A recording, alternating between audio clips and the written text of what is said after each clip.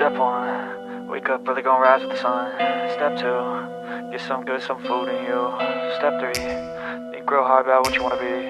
Step 4, everybody just do your thing.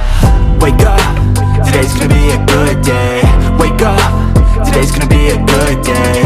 Wake up, today's gonna be a good day. Wake up, today's gonna be a good day. Wake up, today's gonna be a good day. Wake up, today's gonna be a good day. Wake up, today's gonna be a good day. Wake up, today's gonna be a good day.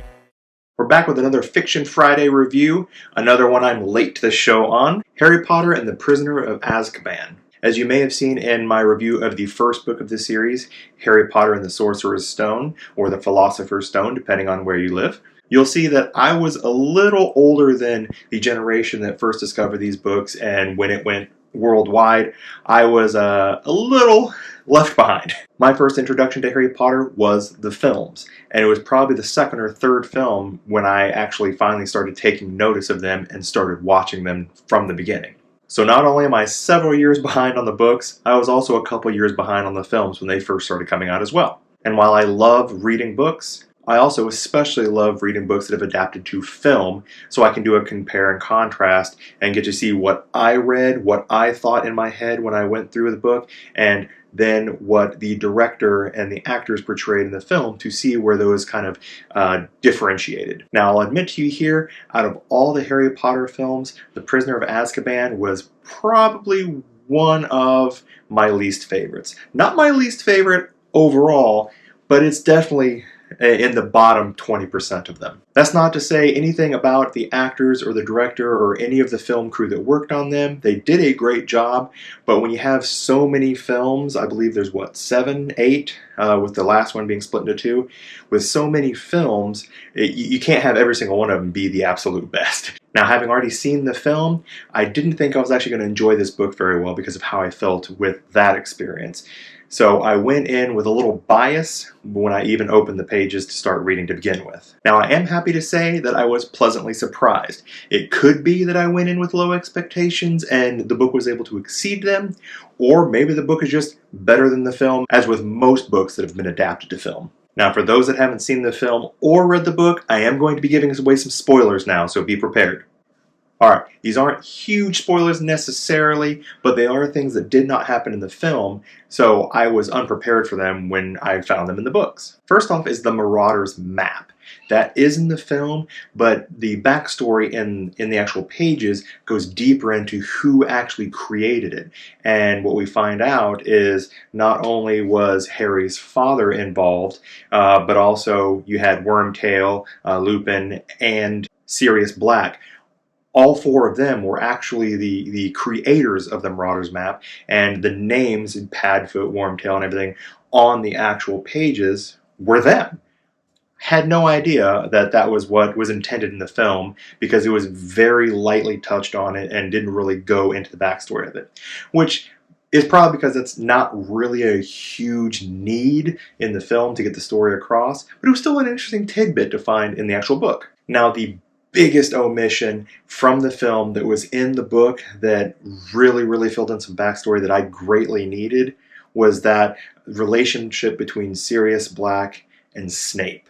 Throughout much of the films, I'm a little lost as to why Snape is so kind of mean and hateful to Harry. There's not really a lot of information given up to that point in that series as to why he's essentially being a dick. Now, you could chalk that up to him being, head of the Slytherin house, but I felt that it was a little bit too easy to just say that, well, they're Slytherin, so they're all going to be a-holes, especially since he was so specific with his hate towards Harry. But discovering the entire backstory between how Sirius and Snape and Lupin all interacted along with Harry's father really gives that information I needed to know why Snape hates Harry so much. It's because he hated his dad. Lupin, as anyone who knows who's seen the films, is a werewolf. And there's the shrieking shack that anytime that the moon's about to come out and he's going to transform, he is taken to the shrieking shack and held there and kind of enclosed to where he can't go out and harm anybody as the werewolf when he changes. Come to find out, Sirius thought it would be funny to lead Snape there, kind of give some information to make Snape go towards the shrieking shack to essentially scare the living crap out of him. And Harry's dad is the one who finds out from Sirius that, oh, this funny joke I'm doing, and so he rushes to the shrieking shack to stop Snape from being hurt by Lupin when he's in his werewolf form. So Snape now feels that this group of people essentially tried to kill him. And so that gives that extra bit of background for me to understand why he hates Harry so much. He sees Harry's father, a lot of his father, in Harry, and how he skirts the rules and he's so popular and everyone just kind of lets him get away with stuff. So that hate he felt for his dad is now directed at Harry, and you only find that out from the books. So that creates that extra little bit of information I needed to truly understand what I was seeing in the film.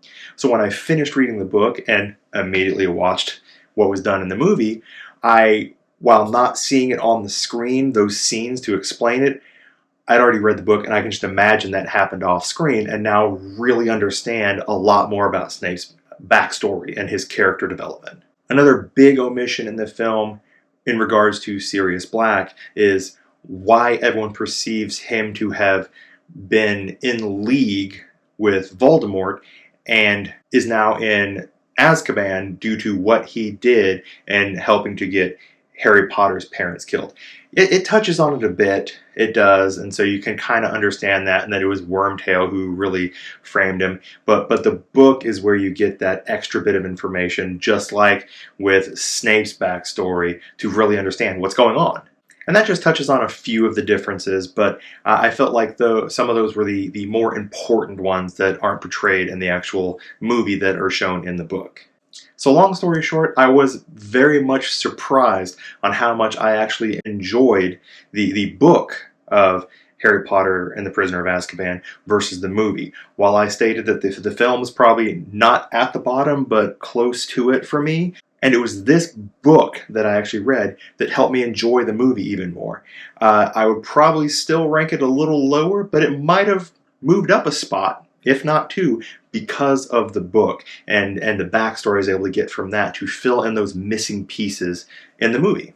So what seems to be a trend with these Harry Potter books is they're not necessarily just for kids. So if you've not read any of them, I would greatly recommend them. I'd also recommend that maybe if you're not a huge reader, while you should be, if you're a big fan of the films, you really should go back and actually read the books that they come from to fill in all those pieces that you're missing. So this has been another Fiction Friday review, this time of Harry Potter and the Prisoner of Azkaban. If you enjoyed this review, I would greatly appreciate you to give it a like. Go ahead and subscribe for any of the reviews coming soon. And also, let me know anything maybe I missed. What are your thoughts on this book? And at the same time, are there any books that you think I should be reading? We'll check you back next time.